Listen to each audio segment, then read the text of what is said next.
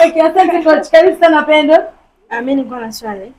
Kwenye mahusiano ni kwamba mwanamke inaruhusiwa kumwomba pesa mwanaume au mwenyewe ndiye anatakiwa ajiongeze profile? Nategemea na mwanaume. Sawa? Nategemea na mwanaume, nategemea na mwanaume. Bila ni tamu zaidi ni ile unapewa bila kuomba.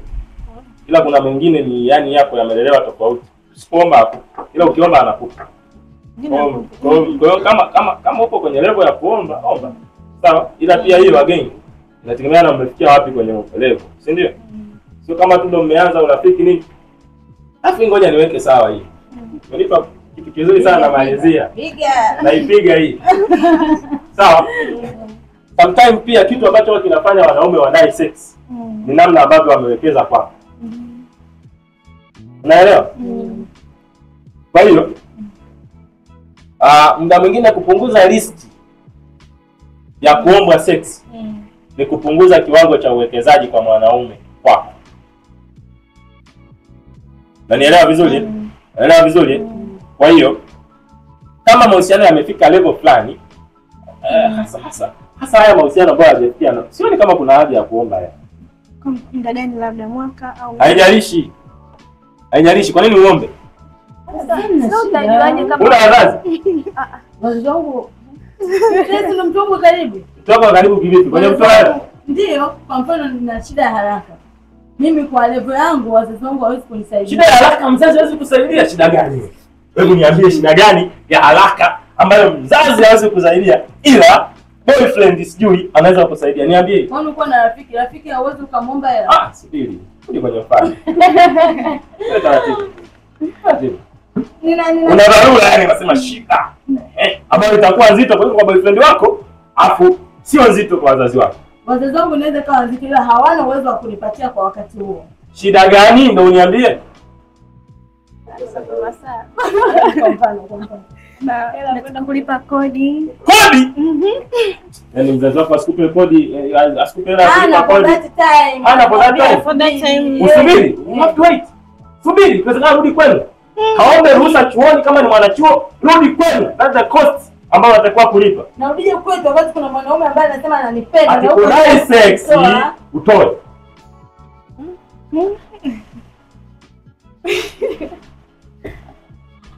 Si tunapendana, tunasaidiana kwenye haya. Wewe unaweza ukampa hela? Ndio. Unaweza ukampa? Unajua hivi vitu sio kwamba tunaangalia tu wanaume. Sawa? Sio tunaangalia tu kwamba wanaume wanatakiwa kutoa. Wanaume wanatakiwa kutoa. Sawa? Ndio maana kama wanaume anatoa hela, na wewe toa anachokitaka basi. Kama anatoa. Sasa mwisho wa siku, kama anatoa pia hela. Kama anatoa hela sawa, kama draw hiyo. Kama draw, wewe unasema acha bwana kuhudumia, kama mke anakuhudumia kila kitu, atahitaji fidia na yeye. Hanihudumii kama mke. Sasa kuhudumia kama nani? Nimepitia changamoto. Kwa mfano kama hivyo kodi yangu imefika. Nahitaji anisaidie. Kwa nini akusaidie huyo? Nimekuuliza. Yeye ndo mtu wangu wa karibu. Yeye ndo mtu wako wa karibu. Sawa, hatukatai. Nimekwambia vipi kuhusu wazazi? Wazazi wamekwama for that time. Wamekwama for that time? Rudi nyumbani. Mbona kama nina rafiki yangu mwingine naweza nikamwambia akanielewa? Ng'ombe. Kwa nini muombe rafiki yangu ni riski? Kwa sababu kwa mwanaume ni riski. Sawa? Kumbuka hapa tunaongelea mwanaume na nani? Na mwanamke. Sawa? Tunaongelea mwanaume na mwanamke. Iko hivi. Sawa? The more ambavyo mwanaume ana invest kwako, wewe unatakiwa uweze kuwa na submission kwake. Yaani in short anatakiwa akutawale. Kanuni iko hivyo. Sawa? Na hata yeye anajisikia vizuri kukutawala. Unaelewa vizuri? Kwa hiyo sasa ndio maana kama hautaki hayo yote, hayo mariski yote hayo, sawa, ujue kujipambania na hali yako. Kwa sababu hiki ndio kitu pia ambacho kinasumbua mabinti. Mabinti wengi wanatamani kuwa na maisha fulani pia, sio tu katika labda hiyo dharura ya kodi kwa mfano. Maisha fulani anataka apendeze, awe hivi na hivi na hivi, si ndio? Lakini anaanza kumpa mzigo yule nani? Mwanaume. Sasa mwanaume ukishapendeza akili yake inaanza kumsumbua. Hivi wanapopendeza hivi. Kuna mtu kweli ananyemelea hapa. Anatamani yeye apate assurance. Unaelewa vizuri? Na yake inamuuma. Wanaume kumbuka wanatumia nguvu pia kutafuta hizo hela, haziji tu. Kwa anaanza kutafuta na yeye mazingira ya wewe aonekane kwamba ni mwamba kwako. Akumiliki na wanaume mara zote ili aonekane ni mwamba kwako, inabidi umpe sex. Kwani hawezi akanisaidia tu na asiombe sex?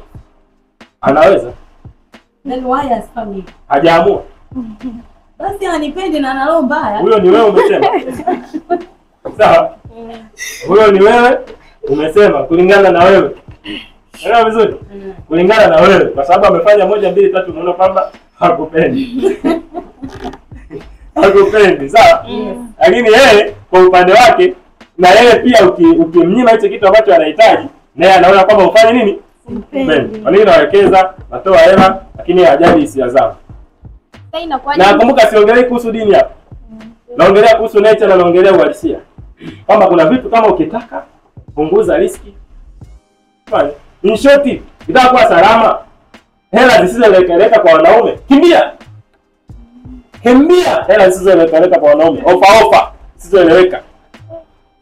Sijataka ofa, lakini nina dharura. Kwa hiyo dharura naongelea. Ujue kupambana wewe na wazazi wako na watu na ndugu zako na watu wako wa karibu. Ukisha depend kwa mwanaume, kubali utawala. Ngoja kwanza.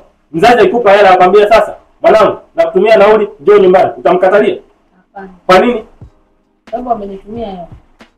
Kwa sababu yuko in charge na wewe unawajibika kwake. Yeye ndo mtawala wako. Unaelewa?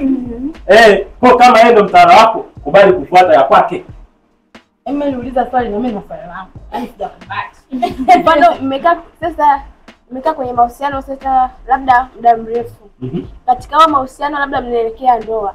Na jamaa hajawahi kukupa hata hela akwambia chukua hii hapa utaenda kufanyaje kununua vocha au hii utaenda kusuka au utaenda kufanya nini. Na mnakaribia ndio utajuaje kama huyu mwanaume kwamba ataweza kuhudumia familia? Maana hapa tu kwenyewe hapa katikati kwenye mahusiano hakuwajibika kwa chochote. Vipi kuhusiana na ndoa? Umeshajua kabisa kwamba hawezi kuwajibika. Maana unaingia kwenye ndoa na mtu asiyewajibika. Maana ndoa itakuwa hivyo hivyo. Sasa sitaki kumuomba hela.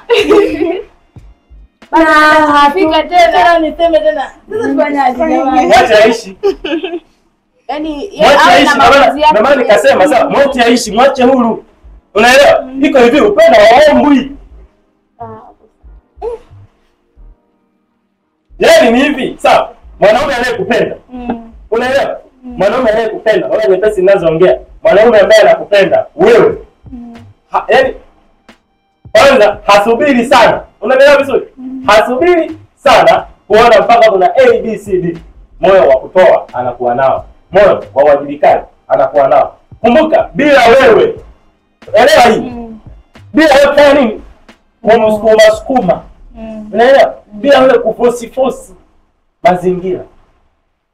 Kwa kama ni mwajibikaji utamuona. Kama hawajibiki utamuona. Unaelewa? Kama anataka akununue pia utamuona. Unaelewa? Kwa tofauti ya mwanaume ambaye atakaa atakupa hiki afu na yule. Hayo mwanaume ambaye kwa mazingira ya kawaida anakupanga kitu sex na wewe kwa mfano. Yaani siku sex neno anakupa kitu. Au mwingine ukiwa na shida nakwambia njoo geto. Njoo geto yaani njoo geto tumalizane. Unaona huo mfano? Njoo geto tufanye nini? Tumalizane. That is exchange. Sawa. Hiyo ni barter trade. Hiyo tunaongelea kwenye historia. Nipe nikupe. Hakuna upendo hapo. Sasa wewe umeshaona unasubiri nini? Umeona tayari wahisia. Ndio kwamba jamaa huyu akili zake ndio hizi. Tatizo tunaanza kupoza. Unajua huenda kwa sababu tulikuwa kwenye mahusiano, kwenye uchumba ndio maana alikuwa anipi hela. Hamna. Atakupa hata buku rafiki yangu. Ila sio kwa sababu umeona. Na sisitiza. Na wala sio sheria hapo. Sio sheria. Anayetakiwa kukulea kabla hujaolewa ni wazazi wako, walezi wako na wewe mwenyewe. Full stop. Yeye anawajibika baada ya ndoa. Ila kabla ya ndoa aoneshe upendo. Sio kwa sababu wewe ni ombaomba, ila kwa sababu anakupenda. Na anaweza kuonyesha upendo pia ninapomueleza changamoto zangu. Ili sio lazima. Umeweza vizuri sana. Anaweza. Kwa kama kwenye changamoto akikusaidia ndio hapo anakuhitaji na wewe utakuwa umeshajua kwamba wewe ni kichwa la aina gani. Kwa nini uteseke? Mbona inaeleweka? Ndio? Nini anakufanyia baada ya kukupa hela? Sema mchezo. Kama kakupa 20,000, kesho yake anambia njoo geto. Maana si ni malipo hela 20,000. Wewe ushajua. Sasa unasubiri nini hapa? Lakini kama akinipa tu kwa moyo wake mwema, haina shida. Takupa. Akininyima natakuwa ni ushukuru. Kisasi cha nini? Hela za kwako? Sisi ndio nanilia. Nini? Ndio mtu wangu wa karibu. Mtu wangu wa karibu vipi? Aliyekwambia kwamba mtu wangu unatakiwa kupeana nani? Wewe unatakiwa nisimaindi. Una mind nini? Mfano ikatokea labda ya siku ya kwanza, ya pili tena kipindi kingine, ya tatu tena vile vile. Yaani hicho tena msaada wote. Yaani yuko tu karibu pale. Sasa uelewe kwamba kwenye kiapo cha ndoa utapiga katika shida na raha. Kama wako ni katika raha, kula chuma. Sio katika shida na raha. Hiyo ni dubwana linaliona kabisa. Kwamba hili jamaa litakuwa libaili, maana ndio linavyoonekana halitoi hata shilingi 10. Ndio hilo ndio lijitu la shida hilo. Anasema kwamba anakupenda sio pokea simu zako, anasema kwa wapi uko na nani ana wivu na wewe hapo. Ukiangalia pesa yako unaona. Na nyinyi kwa nini mnapima upendo kwenye pesa? Sasa tunapima wapi sasa? Mimi napima upendo kwenye pesa. Sio kama tunapima upendo kwenye pesa. Daktari anasema ili muelewe vizuri upendo. Pesa zetu tunazo. Sawa? Pesa zetu tunazo.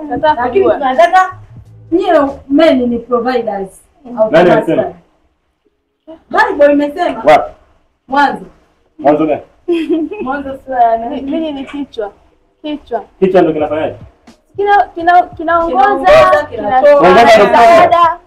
Manake ukiwa kichwa lazima utakuwa kuongoza na kutoa. Wewe unataka kuambia kwamba you are not a provider. Men. Provider to what? Hiyo naomba. Okay. Na nikwambie tu sawa. Kihistoria wanawake wamekuwa maprovider sana wa familia. Inawezekana kuliko hata wanaume. Ila sitaongea leo. Okay, sawa. Kwa hiyo umesema kwamba sisi kwa nini tunapima upendo kwenye pesa? Yaani ni mojawapo ya eneo ambayo tunaweza tukaona kwamba huyu kijana anatupenda na huyu kijana ni mwajibikaji. Hata kama nina pesa. No. Let me tell you something. I have my money. Na kila kitu na naweza kujihudumia. Na naweza kumhudumia hata yule mwanaume yani. Naweza. Lakini yeye kama mwanaume anafanya nini kwangu kuonyesha kwamba ananipenda? Especially mfano kwenye testing kwenye eneo la fedha, je, huyu anaweza akaprovide? Sasa iko hivi. Sawa? Tunapoongelea haya masuala sawa? Hatuongelei kwa mtu mmoja mmoja. Sawa? Tunaongelea katika hali ya juu ambayo inaweza ikamgusa kila mtu. Kwa mfano, unapoongelea swala la fedha, sawa? Kuna wanawake fedha sio tatizo kwao. Ndio. Na wanahitaji hela ya mwanaume. Hapa hii dunia inakwambia kabisa wapo. Hata tukipiga open call wapo. Kuna wanawake wangejitokeza wakasema kabisa, jamani, sababu nini kwanza? Mazingira waliokulia. Hela ipo. Si unaelewa? Yaani hela ipo. Yaani hicho swala la hela kutoka kwa mwanaume haimsumbui, na wakati mwingine wako tayari hata kutoa kuwapa. Sawa? Ila kuna kitu anakitafuta. Kwa kila mtu ana kodi fulani ya kujua kwamba hapa anapendwa. Na hapo ndipo watu wanapoanza kuchanganyikiwa. Unaelewa vizuri? Ndipo tunapoanza kuchanganyikiwa. Unaelewa? Inawezekana unahisi kwamba wewe unapendwa kwa sababu unapewa hela. Ila kuna siku utapewa hela na utagundua upendo. Unaelewa vizuri? Yaani utapewa hela na zinaweza zikawa ni nyingi, alafu ukagundua kwamba hela haina maana yoyote kwenye mahusiano. Kabisa. Kwa hiyo ndio maana upendo ni ngumu sana kuupima katika nini? Vitu vya material, ila inatusaidia. Unaelewa vizuri? Inatusaidia kutuonesha kwamba huyu mtu yuko committed kiasi gani au yuko tayari kiasi gani. Kwa hiyo tunachoangalia sio hela ila moyo wa kutoa. Tunarudi kule kwenye sadaka. Sawa? Issue sio amekupa kiasi gani ila moyo unaotoa. Kwa sababu pia mtu anaweza akatoa bila upendo. Umeona ilipotata hiyo? Mtu anatoa bila upendo. Hasa kweli ametoa lakini bila upendo ina faida gani? Haina maana. Kwa issue sio hela. Issue ni moyo. Sasa ni somo lingine. Naomba nisimalize zote. Utestije moyo next episode. Okay jamani, tumefika mwisho kwenye kipindi chetu cha question and answers na imekuwa baraka sana. Tumekuwa na panelist Mary pamoja na Pendo pamoja na coach wetu Simon Sogoni. Mungu awabariki. See you next time. Bye.